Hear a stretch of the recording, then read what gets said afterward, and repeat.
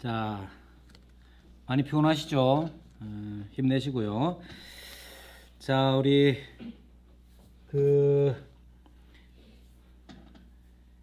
구원의 주관적 측면에 대해서 이야기하면서 변화된 상태의 변화 자체를 이렇게 표현할 수 있습니다.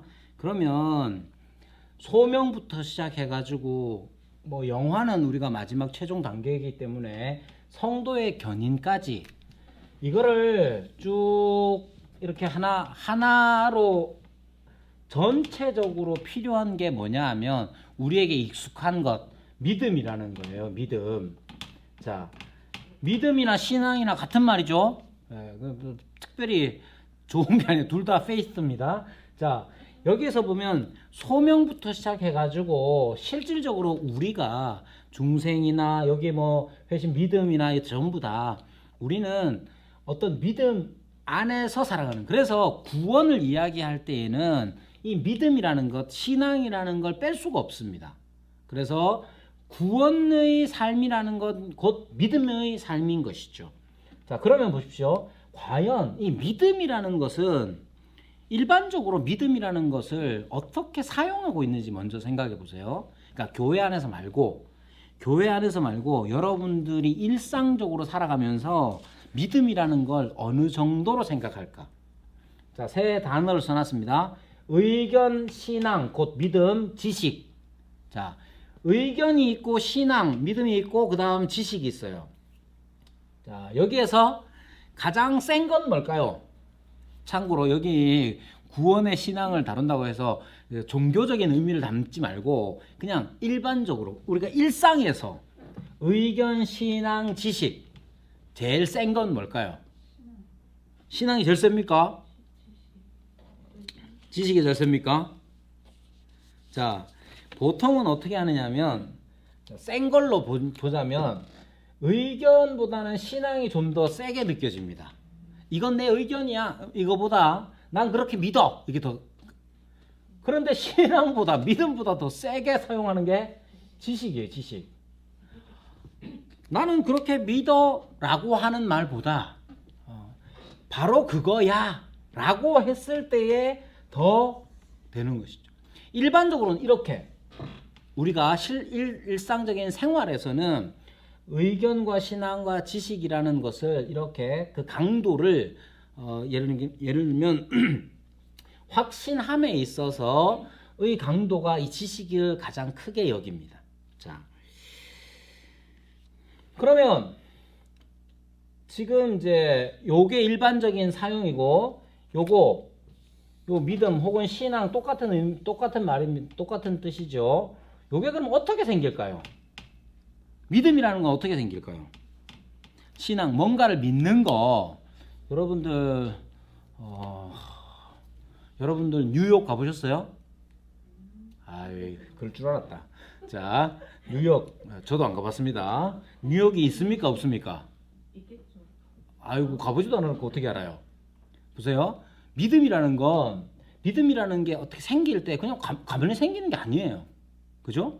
그러면 이 믿음이라는 게 일상적으로 어떻게 생기느냐 하면 대부분은 다른 사람에 의해서 믿음이라는 게 생깁니다.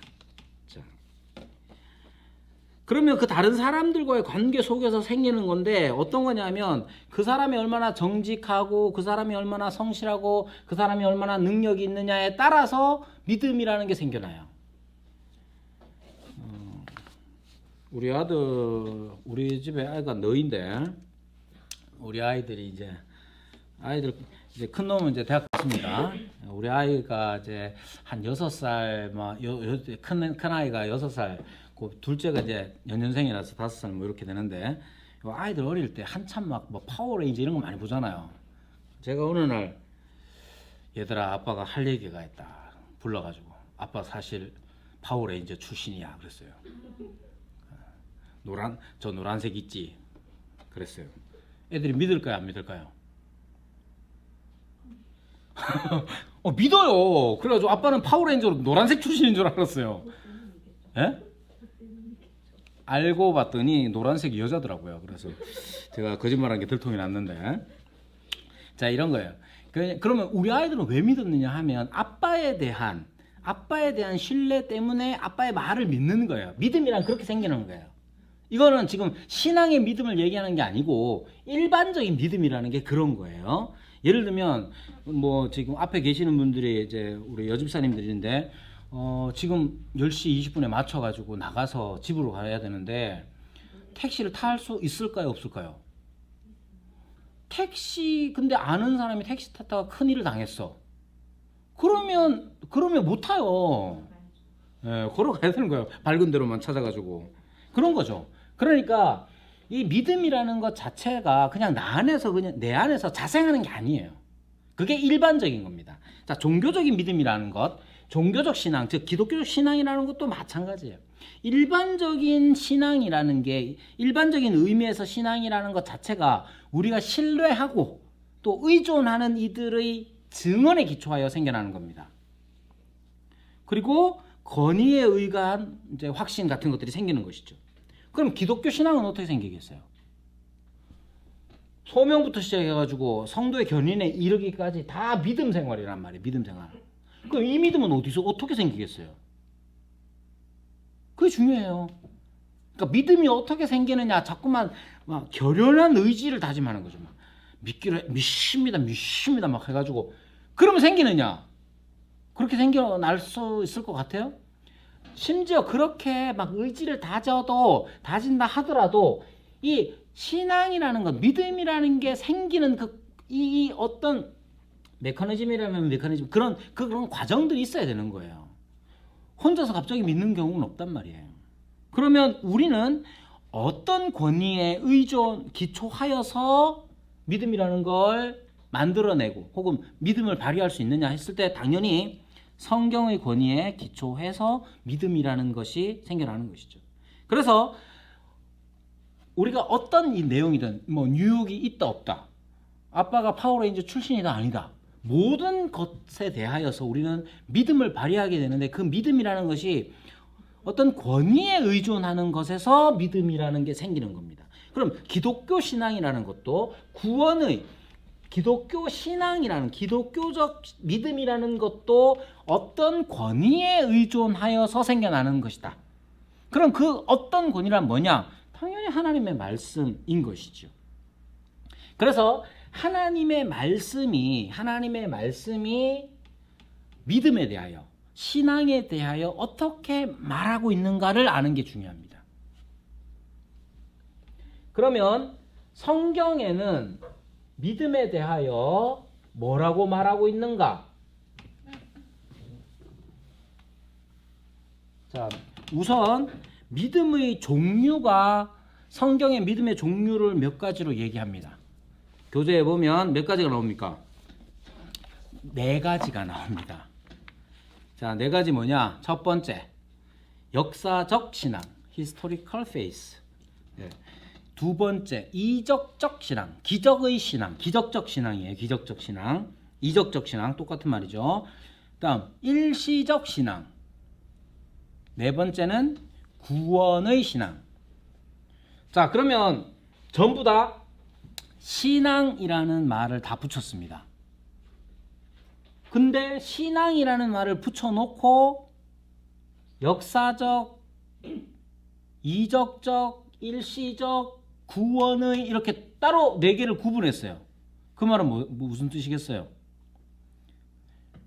구원의 신앙이 아닌 신앙이 있다는 겁니다. 자, 이거 제 말이 아니고 성경에서 그렇게 말하는 겁니다. 성경에는 신앙, 믿음에 대하여 이야기할 때에 구원받는 신앙 혹은 구원의 신앙이 아닌 다른 신앙, 다른 믿음이라는 게 있다 라는 거예요.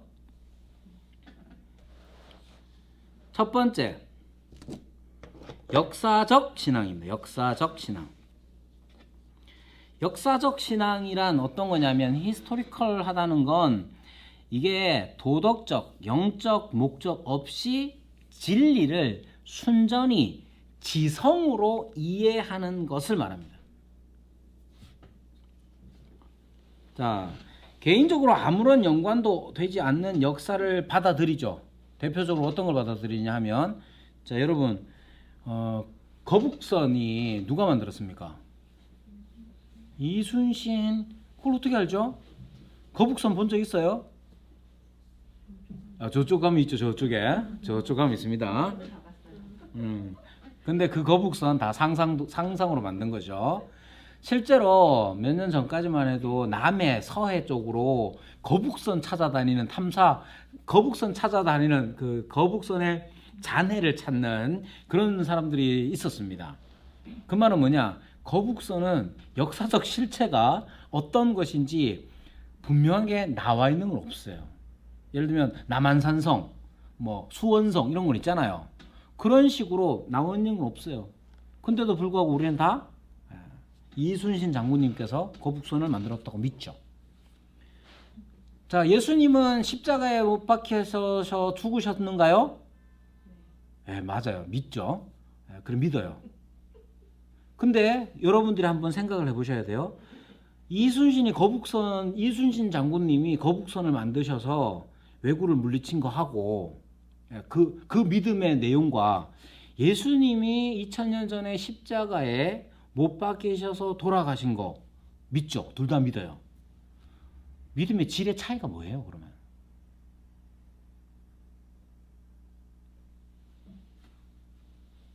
지금 믿음의 이순신 거북선, 예수님 십자가, 요 두 사건과 두 인물과 두 사건에 대한 믿음이 똑같이 있어요. 근데 어떤 차이로, 어떤 구별, 어떤 차이가 이 믿음의 이 두 가지 사건과 인물의 믿음에 대해서 어떤 차이가 있을까? 만약에 여러분들이 그거를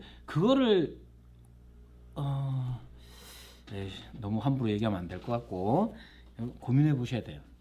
그러니까 역사적 신앙이란 뭐냐 하면 이순신 장군님이 거북선 만드셨어. 예수님은 십자가에 죽으셨어.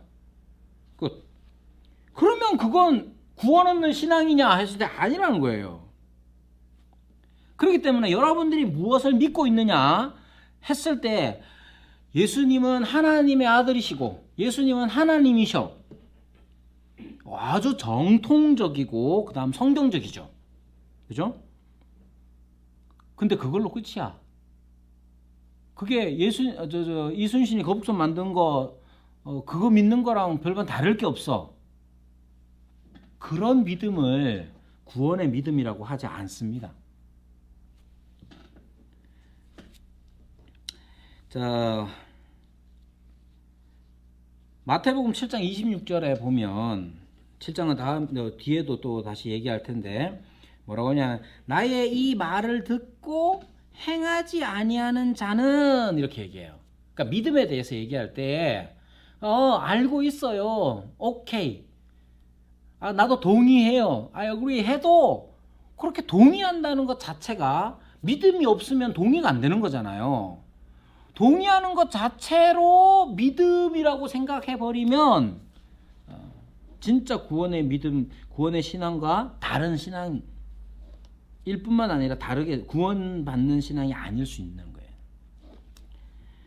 자, 두 번째 신앙은 이적적 신앙입니다. 이적적 신앙. 자, 여기에 미라클러스 해서 기적적인 신앙인 것이죠. 여러분, 기적이 있을까요, 없을까요? 있어요. 뭐가 기적이에요, 그러면? 믿은 게 기적. 아이고야. 예, 훌륭합니다. 맞습니다. 자, 맞습니다. 자, 기적적 신앙, 이적적 신앙이라고 했을 때에 어떤 기적이 생겨나는 거예요. 여러분들이 경험한 기적 뭐가 있을까? 물론 우리 신앙 말고도, 그러니까 우리 신앙 말고도 기적이라는 게 있을 수 있을까요? 있다고 생각합니다, 저는. 자, 그러면 여기서 또 하나 더. 여기 계시는 집사님에 의해서 기적이 일어날 수 있을까요? 여기 이적적 신앙이라는 것은 이 신앙을 다 포함합니다. 어떤 이적이 자기 자신에 의해서 혹은 자기 자신을 위해서 일어날 것이라는 확신이 마음에 생기지요. 이런 건 이제 어려우면 다 생길 수 있습니다. 어려우면 내가 병이 들었다. 예를 들면 뭐 제가 안 좋은 병이 생겼다. 그러면 하나님께서 저를 고쳐 주실 줄로 믿습니다 하죠. 근데 그게 불치의 병이야. 말기암 뭐 이렇게 돼. 근데도 믿습니다 할 수 있잖아요. 포기할 수도 있고 뭐 그럴 수도 있지만 그러면 이적이 나타나는가? 나타날 수도 있겠죠. 자, 그러나 이것 말고도 더 놀라운 일들이 많이 생길 수도 있습니다. 그러면 이런 신앙을 가져야 되는가? 이적적 신앙을 꼭 가져야 되는가? 교회에서는 엄청 가지라고 하죠. 그죠? 우리도 저희 교회도 지금 권사님 한 분이 많이 힘드셔서 우리가 계속 기도하고 있습니다.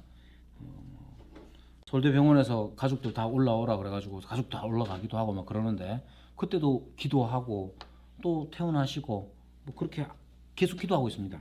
자, 그러면 생각해 보십시오. 어떤 이적이든 간에 이 이적의 신앙을 가져야 하는가? 그것이 미덕인가? 했을 때 첫 번째로 로마 카톨릭은 긍정적입니다. 이 사람들 로마 카톨릭은 굉장히 이적에 긍정적이에요. 그래서 로마 카톨릭의 경우는 이적의 신앙을 추구하기도 합니다. 그런데 오해하지 말고 들으세요. 끝까지 들으셔야 됩니다. 개혁 신앙은 이적적 신앙에 대해서 부정적입니다.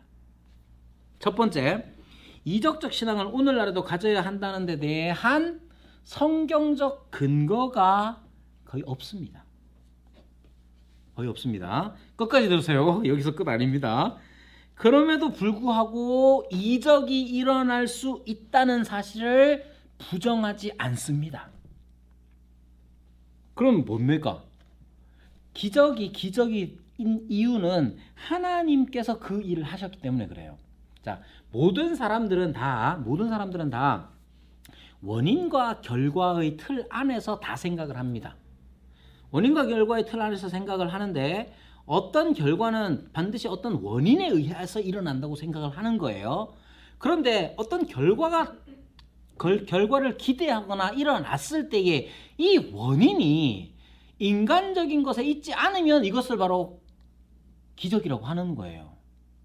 즉, 이 원인은 그럼 이 결과는 어떻게 생겨나느냐? 하나님이 원인이 되시기 때문에 그런 거예요.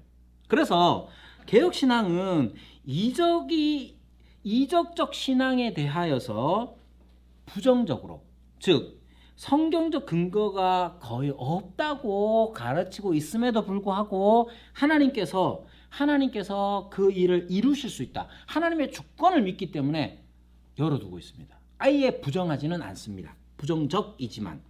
그럼 어떻게 하나님께서는 기적을 일으키실까? 로마 카톨릭에서는 기적이 일어날 만한 사람이 있는 거예요. 그래서 최근에도 이제 영화로 나온 것 중에 하나가 뭐냐면 뭐 스페인 쪽 이쪽 영화로 제가 기억을 하고 있는데 그러니까 청소년이죠. 여자아이가 기적을 경험합니다. 이렇게 보통은 마리아 상에서 이렇게 피눈물을 흘리거나 막 예수님 손에서 피가 떨어지거나 이런 거 있어요. 그런 거 막 있거든요. 그런 영화도 막 만들어내고 한단 말이에요. 우리는 그런 거 얘기하지 않습니다. 그러면 하나님 그런 기적을 바라지도 않고, 그러면 어떤 기적을 바라느냐 하면 하나님께서 우리의 사랑, 하나님의 교회 안에서 이루어질 사랑을 기반으로 하고 하나님을 향한 믿음을 기반으로 하여 드리는 기도를 통하여 하나님께서 역사하시는 것이죠. 그러니까 다시 말씀드리지만 이적적 신앙에 대해서 개혁신앙은 오늘날에도 이적적 신앙이라는 걸 가져야 한다고 그렇게 가르치는 게 아니에요. 성경적인 근거가 아주 빈약해요. 그럼에도 불구하고 기적이 일어날 수 있다는 사실을 부인하지 않습니다. 그럼 어떻게 기적이 일어나느냐? 하나님의 주권적인 역사로 일어나는데 하나님의 주권에 의지하는 게 뭐냐? 주권적 역사를 바라는 것이 바로 기도이기 때문에 기도의 응답으로서 기적이 일어날 수도 있다고 말하는 것이 가르치는 거예요. 그러면 이 이적적 신앙이라는 것은 구원의 신앙인가? 여러분 어떻게 생각하세요? 자, 우선 기적을 예수님께서 기적에 대하여 이렇게 아이의 병을 아빠가 아들을 데리고 왔어요. 예수님, 제자들이 못 고칩니다. 그러니까 예수님이 뭐라고 말합니까? 믿음도 없다, 기도도 안 한다 이렇게 말씀하시죠. 자, 마태복음 7장에 보면 7장에 보면 22절부터 보면 뭐라고 얘기하면 그 이제 7장 마지막 쯤에 가면 그런 거예요. 예수님께서 내가 너희를 도무지 모른다 하시는 사람들이 있어요. 내가 너희를 알지 못하겠다 이렇게 하니까 얘기하니까 그 사람들이 뭐라고 그러냐면 우리가 주의 이름으로 선지자 노릇을 하고 주의 이름으로 귀신을 쫓고 주의 이름으로 많은 권능을 행했습니다 이렇게 얘기해요. 자, 권능 어떻게 일어납니까? 권능이 바로 기적 아니에요. 그죠? 귀신을 쫓는 건 뭐예요? 기적이잖아요. 그죠? 그러면 그런 기적을 일으키기 위해서 뭐가 필요하냐? 믿음이 필요합니다. 믿음 없이 되는 게 아니에요. 그런데 주님이 뭐라고 말씀하시느냐? 내가 너희를 도무지 알지 못한다. 그러므로 이적적 신앙, 기적적 신앙이라는 것 자체, 즉 나를 통해서 기적이 일어날 수 있다. 혹은 나를 위해서 기적이 일어날 수 있다고 믿는 믿음 자체가 있다고 구원의 신앙이냐? 그렇지 않습니다. 마태복음 7장 22절에 우리가 주의 이름으로 선지자 노릇을 하고 주의 이름으로 귀신을 쫓고 주의 이름으로 많은 권능을 행했다. 했는데도 불구하고 예수님 뭐라고 그러냐? 내가 너희를 도무지 알지 못한다. 이렇게 말씀하시는 거예요. 그러니까 여러분들이 혹시 기적, 병을 낫게 하는 기적을 여러분들 손에서 일으켰다고 해도 혹은 여러분들이 병을 낳았다고 해도 믿음으로 그것이 곧 구원의 신앙이다, 구원이다 라고 말할 근거는 없어요.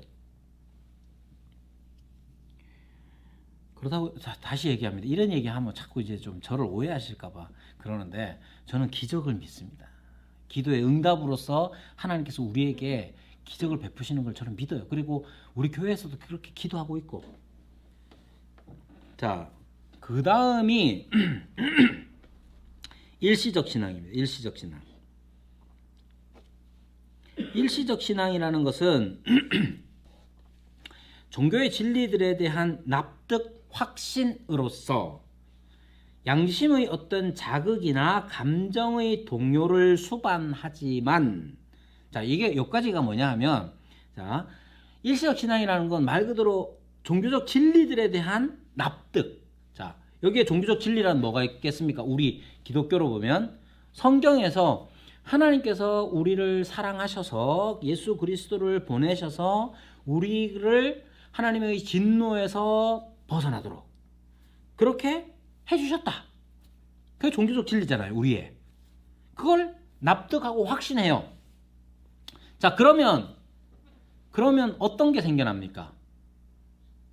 기분이 어때요? 감동적이죠. 아, 나를 사랑하시다니. 날 사랑하심 성경에 써있네. 기쁨으로 노래를 부를 수 있는 거예요. 그런데 문제가 뭐냐? 이것도 구원의 신앙이라고 할 수 없다는 거예요. 자, 여기 이제 씨 뿌리는 비유에 보면 마태복음 13장에 보면 씨 뿌리는 비유가 나오죠. 자, 씨를 뿌렸는데 어디에 떨어지는 씨가 있냐면 돌밭에 떨어지는 씨가 있었다는 거예요. 여기 이 돌밭이라는 것은 이제 배경적으로 설명하자면 이제 안반 같은 게 있고 그 위에 이제 흙이 덮인 거예요. 이렇게. 그러니까 밖에서 볼 때는 그냥 밭인 거죠. 그러나 그 밑에 큰 안반 같은 게 있는 걸 돌밭이라고 하는 거예요. 여기 씨가 딱 뿌려졌어요. 씨가 뿌려졌어요. 이 씨는 뭡니까? 비유의 해석에 의하면 말씀이죠. 말씀이 뿌려지고 말씀이 어떻게 되느냐? 뿌리가 내리기를 시작하고 싹이 나기 시작하고 자라기를 시작해요. 자, 하나님의 말씀이 여러분들이 복음을 전해서 누군가가 그 복음을 듣고 반응을 하는데 그 반응이 어떤 거냐면 진리의 말씀을 그대로 납득하고 확신해요. 납득과 확신이 있으면 그러한 거기에 대한 감정적 반응이라는 게 있죠. 좋다 나쁘다 있을 것 아니에요. 그러는 거예요. 그런데 마태복음 13장 비유에 의하면 해가 뜨고 뿌리를 내리고 있어야 되는데 여기 돌에 걸리는 거죠. 안반에 걸리는 거예요. 해는 떴고 그럼 어떻게 됩니까? 말하는 거죠. 그 얘기를 지금 하는 거예요. 그러니까 마태복음 13장 20절 21절에 돌밭에 뿌려졌다는 것은 말씀을 듣고 즉시 기쁨으로 받되 그 속에 뿌리가 없어 잠시 견디다가 말씀으로 말미암아 환난이나 박해가 일어날 때에는 곧 넘어지는 자요 이렇게 말합니다.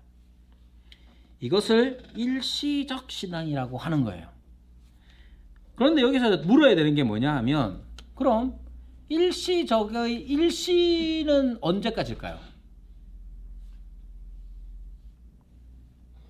여러분 이제 전도해보면 많이 만나는 사람 중에 어떤 사람이 있냐면 제가 초등학교는 다녔습니다. 제가 대학부까지는 다녔습니다. 하는 사람이 있죠. 그런 사람들은 분명히 일시적이죠. 일시적 신앙이라고 할 수 있습니다. 그러니까 대학 때까지 혹은 뭐 대학부에서 뭐 임원도 하고 청년부에서 뭐 이런 임원도 하고 뭐 이렇게 지냈다고 칩시다. 여러분 청년부 임원하면서 막 하나님의 이제 뭐 찬양 리더도 하고 해가지고 기쁨 가운데 말씀을 전하기도 하고 그렇다고 칩시다. 근데 지금은 어떠냐? 안 다닌 지 뭐 10년이 넘었다, 20년이 넘었다. 그러면 그 사람은 일시적 신앙이라고 할 수 있잖아요. 중요한 건 뭐냐 하면 이 일시의 한계가 언제까지냐? 평생일 수도 있습니다. 그러니까 일시적이라고 하는 것 자체가 언제까지냐가 정해진 게 아니에요. 그것은 현상으로 보는 거예요. 여기 13장 말씀처럼 말씀으로 말미암아 환난과 박해가 일어날 때에 어떻게 하느냐. 여러분 평생 박해 안 받고 사는 사람들 있죠. 전후 세대들 중에는 특히 60년대 그 1차 베이비 부머 세대들 말고 뭐 2차 80년대 90년대생들부터는 특징이 뭐냐. 90년대생들부터는 굉장히 풍요롭게 자랐기 때문에 어려움이 없어요. 그런 사람들은 평생 박해, 말씀으로 말미암는 박해, 핍박, 환난 이런 거 없잖아요. 여러분들 우리도 마찬가지입니다. 우리가 평생에 교회를 다니고 큰 어려움 없이 살아갈 수 있단 말이에요. 그래서 우리가 돌밭에 뿌려진 씨인지 모른 채로 살아갈 때도 있습니다. 그게 중요해요. 그래서 진정한 구원적 신앙과 구별되는 점이 뭐냐? 사람이 보기에는 구별할 수 없는 경우도 있습니다. 제가 옛날에 이제 부흥 강사 목사님한테 들은 예화로는 그 어느 교회 권사님이 돌아가실 때 마지막 말씀으로 서랍에 돈 그러고 이제 죽었다는 거예요. 물론 이제 진위 여부는 알 수 없으나 권사님으로 평생을 권사님 하면 듣는 권사님 기분 나쁘실 수 있으니까 목사로 평생을 살아가는 사람들 있잖아요. 목사로서 당연히 어려움도 있을 수는 있지만 목사로서 평생을 살아가면서도 목사로서 말씀을 전하고 또는 그 말씀에 대한 감정적 반응들이 충분히 일어날 수도 있지만 마지막 혹은 어떻게 그 부분은 다른 사람들이 판단하기가 어렵다는 거죠. 여러분들 뭐 관심법 쓰실 필요가 없습니다. 이것은 하나님께 맡기는 일이고 하나님의 주권에 관한 것이기 때문에 우리는 그 사람의 고백을 가지고 판단할 수밖에 없는 거예요. 다만 성경에서는 일시적 신앙, 즉 이렇게 돌밭에 뿌려진 씨가 말씀으로 말미암아서 한때는 말씀에 대한 반응이 일어나요. 씨가 뿌려서 그것이 뿌리를 내리고 혹은 열매를 이렇게 발화하여서 씨를 틔워서 발화하여서 자라는 일이 생겨난단 말이에요. 언제까지? 평생 그럴 수도 있어요. 그런데 진짜 말씀으로 인한 환난, 핍박, 박해가 일어날 때 넘어지느냐의 문제인 것이죠. 그러니까 우리가 두려운 마음으로 생각을 해야 합니다. 자, 그리고 일시적 신앙이냐 구원의 신앙이냐를 구별하는 건 우리가 구별하려고 하는 게 아닙니다. 다만 성경에서 신앙을 이렇게 나누어서 설명해 줬기 때문에 그것을 그렇게 이해하는 것일 뿐입니다. 자, 그러면 우리에게 필요한 건 뭐냐? 구원의 신앙이 무엇인지를 아는 거죠. 이게 핵심입니다. 그러니까 저 사람은 일시적 신앙일 거야 이런 말 할 필요 없어요. 우리 자신이 구원의 신앙에 합당하냐만 점검하면 됩니다. 자, 그러면 구원의 신앙이라는 건 한마디로 얘기하면 성령에 의해서 심령 안에서 일어나는 복음 진리에 대한 확신과 그리스도 안에 있는 하나님의 약속에 대한 진실한 의존이라는 거예요. 자, 이게 되게 거창하게 어렵게 써놨습니다. 자, 시작이 마치 내가 하는 게 아니라 내가 이루어낸 것처럼 생각하지 마시고 성령에 의해서 우리 안에서 일어나는 일이에요. 그런데 뭐가 있느냐? 복음 진리에 대한 확신이 있는 거예요. 자, 여러분이 확신하느냐 못하느냐를 어떻게 알 수 있느냐 하면 여기에 이 신뢰, 의존이라는 말의 의미는 뭐냐면 지금 제가 이 책상에 기대어 서 있잖아요. 이렇게 기대어 서 있습니다. 제가 어느 만큼 기대어 서 있겠어요? 만약에 이 책상을 빼면 제가 이 상태로 그대로 있다. 그건 의존이 아닌 거예요. 의존, 의탁은 내가 만약에 이렇게 기대어 있는데 책상이 딱 빠지면 내가 넘어지는 게 의존이고 의탁이에요. 자, 복음 진리에 대해서 우리가 얼만큼 확신하고 있느냐? 전적으로 의탁하고 있어야 되는 거예요. 그리고 하나님의 약속에 대한 진실한 의존이 있어야 되는 것이죠. 이게 구원의 신앙의 가장 큰 특징입니다. 그러면 이 일이 일어나기 위해서 뭐가 필요하냐면 바로 신앙의 요소, 믿음의 요소가 있는데 지적 요소, 감정적 요소, 의지적 요소가 있는 거예요. 자, 이거 지적인 게 무엇보다도 여러분 하나님이 하나님이신 것을 계시하심으로써 우리에게 알려주시잖아요. 그러므로 그것을 아는 일이 필요해요. 여러분, 알지도 못한 채로 믿는 건 믿음 아닙니다. 여러분, 신앙 여기 신앙과 신학, 이게 하나님에 대한 지식이라고 치자면 신학은 하나님에 대한 지식이라면 신학과 신앙은 어떤 관계가 있겠어요? 신학 없는 신앙은 없습니다. 근데 자꾸만 신학이 뭐 필요하노? 막 이렇게 말하시는 분들 있잖아요. 그러면 그런 사람들의 신앙이란 도대체 뭐냐? 했을 때 감정적인 열정 외에는 없는 거예요. 그건 잘못될 수 있습니다. 여러분, 우리가 신앙한다는 건, 믿는다는 건 어떤 내용을 믿는 거란 말이에요. 그래서 구원의 신앙이라는 것도 지적인 것, 즉 우리가 하나님에 대하여 아는 바가 기본이에요. 하나님께서 말씀하신 모든 것, 특히 하나님께서 인간의 타락과 예수 그리스도 안에 있는 구속에 대하여 말씀하신 것, 이것을 진리라고 받아들이는 그것이 바로 지적 요소죠. 이게 핵심입니다. 지난 시간에도 말씀을 드렸지만 기독교는 그리스도에 관한 거예요. 그리스도에 관한 건데 그리스도에 관한 뭐? 그러면 그리스도께서 타락한 인간을 구원하시기 위하여서 당신께서 속량하시는 그 값으로 치렀다는 거예요. 자기 자신을.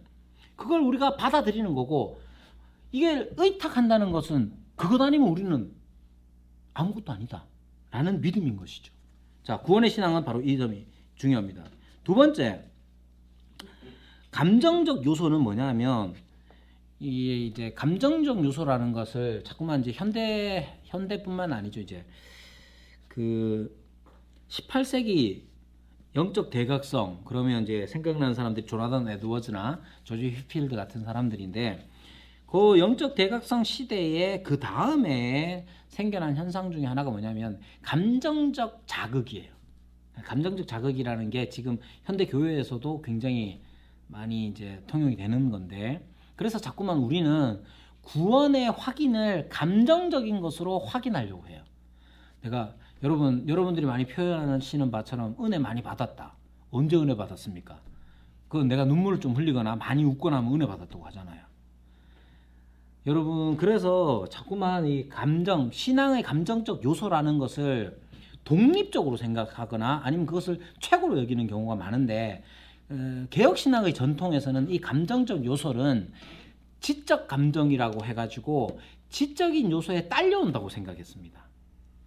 물론 이제 뭐 조나단 에드워즈 같은 경우는 신앙 감정론 같은 책에서 감정이 지와 의를 이끌어간다 뭐 이렇게 얘기를 하기도 하지만 전통적으로는 어떻게 생각하냐면 이런 거예요.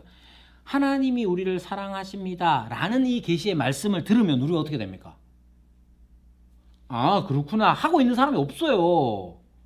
하나님이 십자가를 통해서 우리에게 보여주시는 바 하나님은 사랑이십니다라고 하면 거기에 대한 감정적 반응, 그 지식에 대한 그 계시의 말씀에 대한 감정적 반응이라는 게 생겨나잖아요. 바로 그런 거예요. 그러니까 신앙의 요소에 있어서 감정적 요소라는 것은 우리가 들은 말씀에 대한 반응이 감정적으로 우리에게 있기 마련입니다. 의지적 요소라는 것은 이건 이제 신앙의 요소 중에 정수라고 하는 건데 이 왜 정수라고 하느냐 하면 이게 제일 중요하기 때문이 아니라 의지적 요소가 눈에 보이는 겁니다.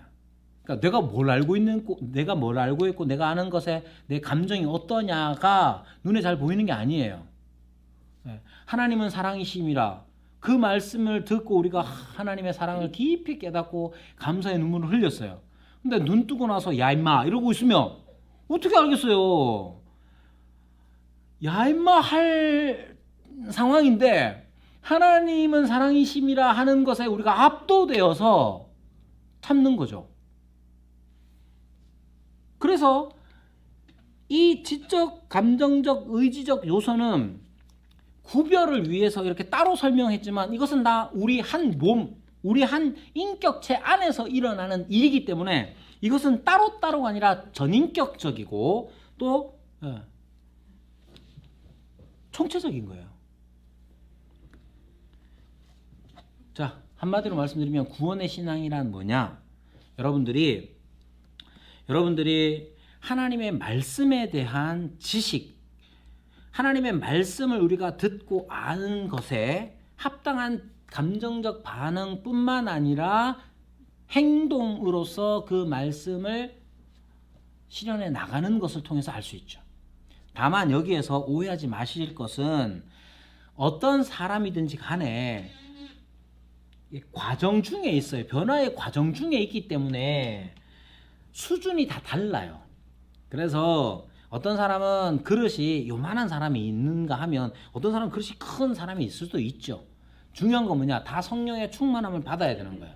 여기에 성령의 충만함이라는 것은 성령의 지배력, 즉 성령께서 우리에게 요구하시는 것을 따라 우리가 순종하는 바인 것이죠. 거듭난 사람, 이제 믿기 시작한 사람은 교회 출석만 해도 그것은 놀라운 일이고 기쁜 일이고 감사한 일이고 구원의 증거가 되는 거죠.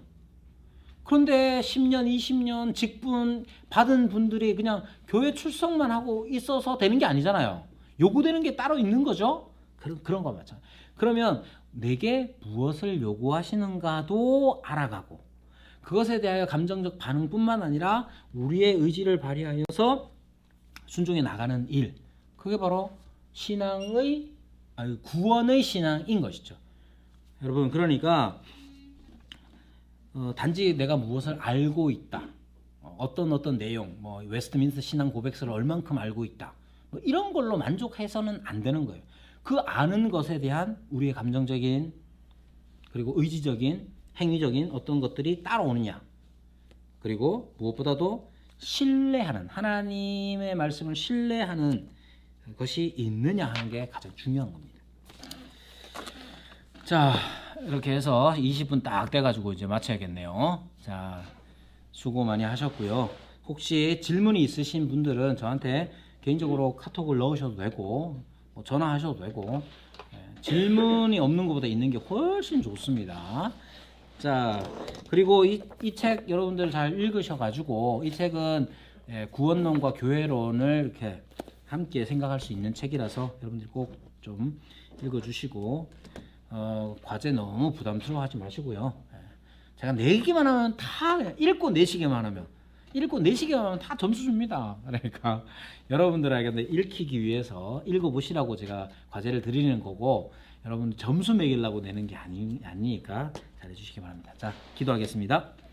하나님 아버지, 주께서 우리에게 은혜를 베푸셔서 우리로 하여금 구원 그리고 그 신앙에 대해서 다시 생각하게 해주셔서 감사합니다. 우리로 다시 한번 구원의 신앙을 점검하는 시간들 되게 하여 주시고 주께 의탁하는 자들 되게 하여 주옵소서. 예수님의 이름으로 기도드리옵나이다. 아멘.